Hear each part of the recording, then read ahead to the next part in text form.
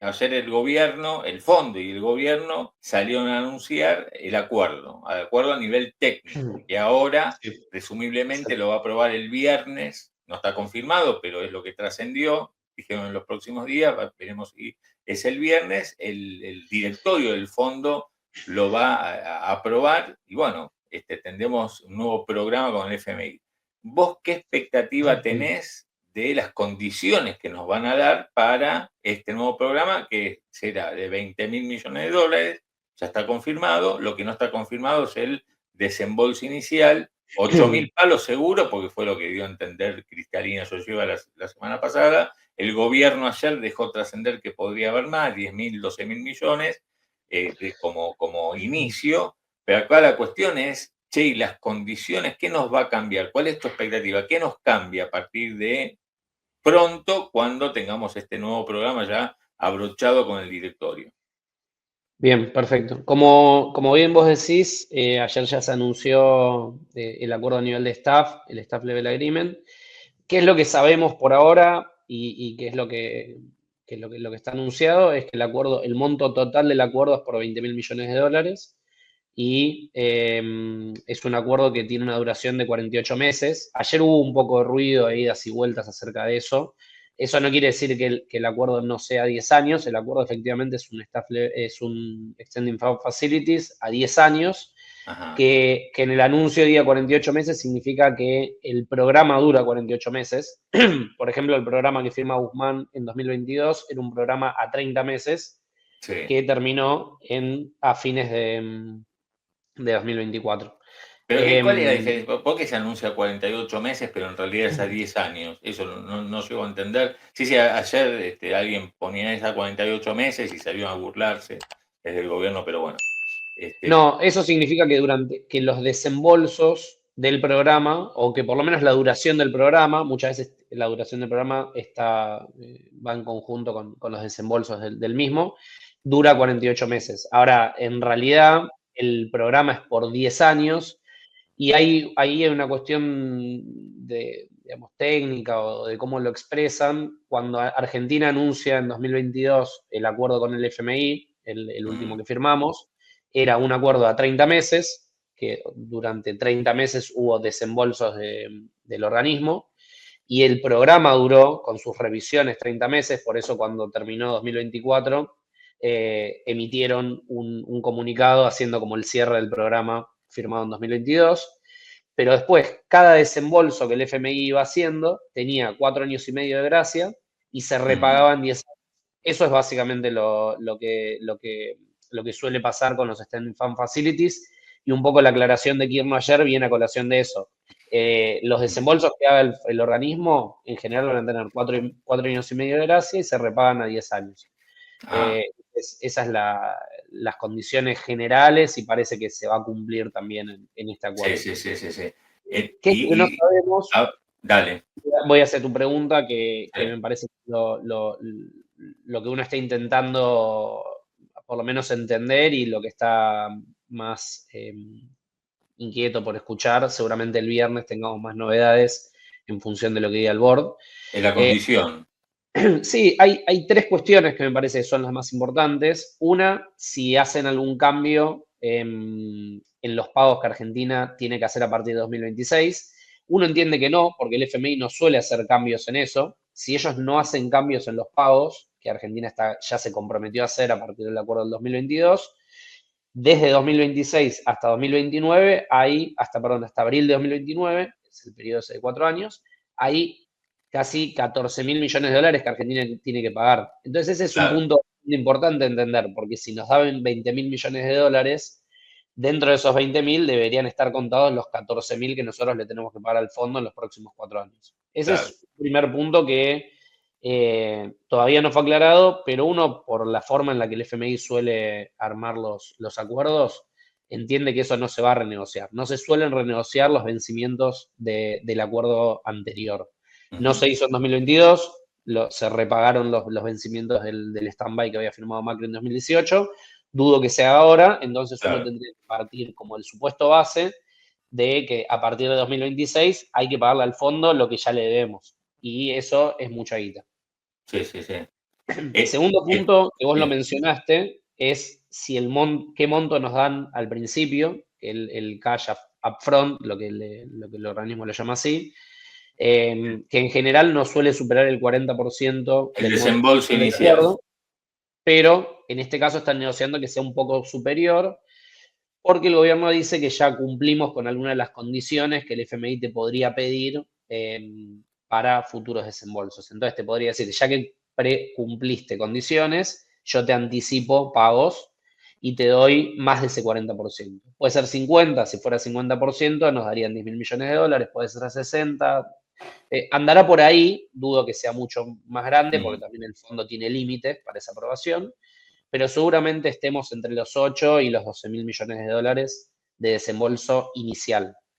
sí, Ahora, ahí hay un punto muy importante que tiene que ver con las condiciones que vengan atadas al acuerdo. Si nosotros sí. tenemos que pagar a partir de 2026 pagos contra el FMI, el fondo no te puede decir usa estos fondos como vos quieras, porque si no vos vas a tener problemas para repagarle a ellos a partir de 2026.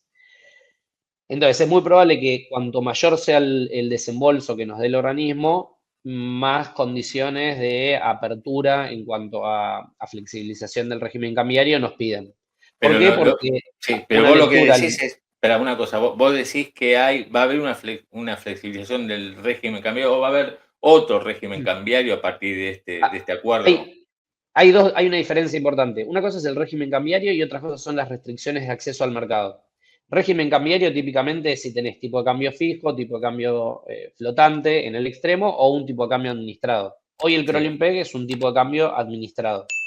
Ahora, lo ajá, distinto son las restricciones de acceso al mercado de cambios. sí, Típicamente acá lo llamamos el cepo. Vos podrías tener, por ejemplo, menos cepo, pero seguir con el crawling peg. Ahora, el mm, problema es que si vos haces eso, probablemente necesites más reservas para defender ese crawling peg. Es mm. difícil que si el fondo te da muchos fondos inicialmente, te deje intervenir o seguir interviniendo fuerte en el CSL y en el oficial. Con lo cual, lo que a mí me parece es que hay un trade-off ahí. Si yo te doy demasiados desembolsos para fortalecer las reservas internacionales, probablemente lo que te pido es que intervengas menos en los mercados. Por ejemplo, una forma de intervenir menos en el mercado podría ser sacar El blend, sí, en realidad no, sacar la intervención que está teniendo hoy el Banco Central claro, en el MEP y en el CCL. Ese mecanismo a claro. través del cual el central viene usando divisas bastante con regularidad para intervenir ahí.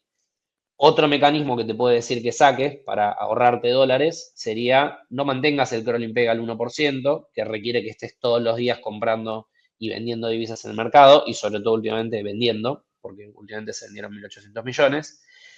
Entonces te puede decir, saca el crawling peg o modifica el crawling peg. Una alternativa que circuló últimamente es la de las bandas de flotación. ¿Qué significa banda de flotación? Es un límite, un techo y un piso, donde el FMI le dice al Banco Central, mientras el tipo de cambio se mueva dentro de ese límite, vos no intervengas. Ahora, cuando supera o baja de ese límite, vos podés intervenir vendiendo o comprando reservas. Claro, claro, o sea, sí. Claro, Eso es un... acá lo que Sí, importa, disculpa que te interrumpo, pero acá lo que importa es digamos, justamente dónde te dejan vender dólares, porque el piso, digamos, no, toda la expectativa va a estar puesta en la sí. banda de arriba, ¿no? Dónde te dejan intervenir, que es la cotización máxima, si va a ser, no sé, en 1000, si lo dejan en 1075, si el techo lo ponen en 1200, digamos, porque ahí uno puede eh, pispear de cuánto, llegado el caso, puede llegar a ser la devaluación, ¿no? Sí, totalmente. Y, a ver, Y ahí no hay ningún indicio, ¿no? no, ahí no hay ningún de que puede. indicio. La experiencia más reciente que tenemos con eso es el acuerdo del 2018, que las bandas Ajá, tenían más claro. o menos 15% de margen. Sí, sí, sí. Eso pensado hoy parece mucho, porque digamos que la volatilidad cambiaria en un contexto de inflación alta como tenemos hoy es bastante riesgoso y Sí. además de un banco central con pocas reservas, con lo cual el riesgo está en que el mercado te teste esa banda superior Claro, claro. Sí, sí, sí, sí. y te obligue a intervenir y te empiece a probar a ver con cuánto intervenís. Sí, a mí lo que me dicen es que el tema bandas seguramente va a haber, me lo dan como algo cierto en esta mañana. No me dan ningún indicio de dónde justamente podrían estar las bandas, que insisto, es lo que vamos a estar todos mirando, a ver dónde flota la nueva cotización del dólar, si justamente si esa banda no tiene un techo de 1075, digamos, con el crawling peg del 1% como ahora, bueno, uno puede pensar que el dólar se va a pegar a esa nueva banda, digamos, a la de arriba, lo que podría implicar una devaluación. Fijémonos, mientras tanto, esto es el inicio en este momento, la cotización de los bonos argentinos está marcando una caída, como les decía, de hasta el 1,7%. Son caídas importantes, con lo cual seguramente tendremos un riesgo país más arriba hoy, ¿no? En 1000 o, bueno, ayer llegó a 1000, cerró a penitas por debajo, pero bueno, todo habla, por eso algunos decían, no, bueno, hablan todo el tiempo sobre supuestos, estamos hablando de una dinámica de crisis muy potente, histórica, ¿no? En los recintos bursátiles, con impacto total en la Argentina. Y tengan en cuenta esto, te doy pie a vos, Pedro, si el riesgo país está en 1000 puntos, y bueno, digo, vos haces un acuerdo con el fondo, y cuánto puede, digamos, el riesgo país bajaría tanto como para que a vos en algunas semanas o meses te dé la chance de ir a refinanciar tus vencimientos de deuda, porque me parece que el acuerdo con el fondo inicialmente esa era la idea, que vos firmás un acuerdo, baja el riesgo país, volvés a los mercados, refinanciás los vencimientos que tenés y no tenés que pagar con reserva, digamos que ya no tenés más. Pero si el riesgo país se te va para arriba, firmás el acuerdo con el fondo, pero en este contexto internacional tan jodido, y mira, fíjate lo que pasa, caen tus bonos, sube el riesgo país, y no vas a poder afrontar un refinanciamiento de los vencimientos, ¿no? Eso es lo Creo que pasa, lo que se está que jugando hoy, a mí me parece que esa es una de las mayores complicaciones claro. que está Y, metiendo el contexto internacional.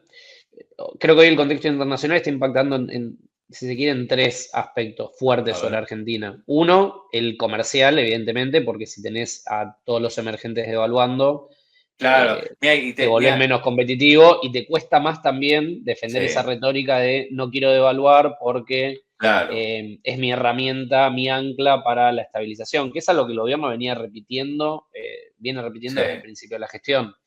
Eso sí, por un lado. Por el otro lado, el financiero, esto que vos decís, una suba del riesgo país complica el paso 2 que me parece que quería hacer el gobierno después del acuerdo con el fondo, que era ir a refinanciar parte de los vencimientos de globales y de bonares de julio y potencialmente los de enero del año que viene y así en sucesivo. sí, Porque sí, sí, recordemos que esto ya lo venimos, las veces que hablamos lo charlamos, el gobierno tiene un esquema, si se quiere, cambiario, en el cual por un lado tiene déficit de cuenta corriente cambiaria, que es algo que ya se viene observando desde junio del año pasado, pero tiene ingreso de capitales vía sector privado, que trajo deuda, que el blanqueo también generó un ingreso de divisas que te permitió compensar ese déficit de cuenta corriente cambiaria. Ahora, el problema es que en paralelo el Tesoro pagó deuda, entonces vos no podés tener déficit de cuenta corriente cambiaria y pagar deuda de contado. El acuerdo con el FMI viene a resolver parte de eso, porque le estás diciendo al mercado, mira que no voy a usar dólares para pagar deuda con el FMI, pero el siguiente paso es refinanciar deuda con acreedores claro, claro. privados, Y refinanciar sí, globales y bonares, para decirle al mercado, mirá que yo voy a encontrar la forma de equilibrar la cuenta corriente cambiaria vía ingreso de capitales, pero no voy a usar dólares para pagar deuda porque la deuda la refinancio de mercado. Ahora, con un riesgo país en 1000 puntos, claro. eso Y es por eso, impensable. ahora, y por eso, Y ahora ese es termino con la idea. Para poder sí, refinanciar, vos tenés que ir a sí, un spread de riesgo de 450 puntos básicos. claro, No estás claro, cerca claro, de ahí y no va a pasar que el acuerdo con el fondo de un día para el otro te permita bajar el spread a 450 puntos básicos. Ese claro, es un problema que le impone el contexto internacional al gobierno y de corto también te va a implicar que no puedas tener tanto déficit de cuenta corriente. Por eso también no puedes sostener el crawling peg al 1. Esas es un poco las restricciones a las cuales se enfrenta el gobierno. Hay algo que es local, pero también hay algo que es contexto internacional que uno no puede escapar.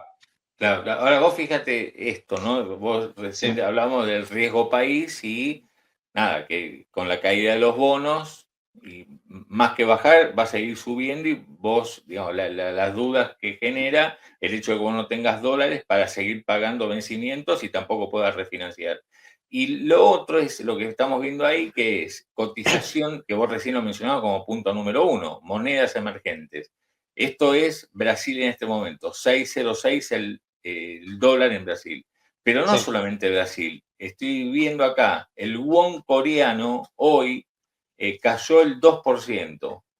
Sí, sí. No, eso pasa en todos, ¿eh? Vos, si te fijas el Por ranking esto, sudafricano, mirás el peso sí. chileno, el peso uruguayo, está pasando en todas las monedas emergentes. Y Y eso también como, sí, la moneda china, también estamos viendo claro, una acá, devaluación con ahora respecto ya, al dólar.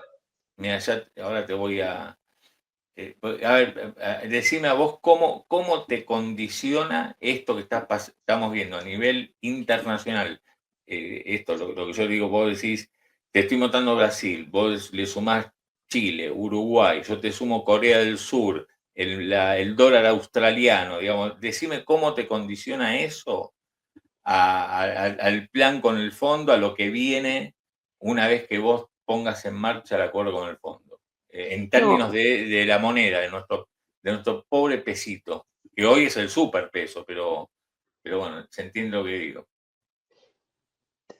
vos estás yendo a contramano en un contexto en el cual las monedas emergentes están devaluando. Ese es, digamos, el principal mensaje que uno podría extraer de esto. Ahora, Ujú, entonces, en la discusión con el fondo acerca de, probablemente se esté dando de, che, tenés la moneda muy atrasada, el dólar atrasado, el peso muy fortalecido, vos perdés argumentos, porque lo que está pasando alrededor del mundo, digamos que te contradice. En un contexto de mayor fragilidad mundial, de subida de aranceles, de países que tienden a ser más proteccionistas, vos estás yendo a contramano. Entonces eso ujú, tal vez es un poco contradictorio y te ujú. genera problemas en esa discusión con el FMI.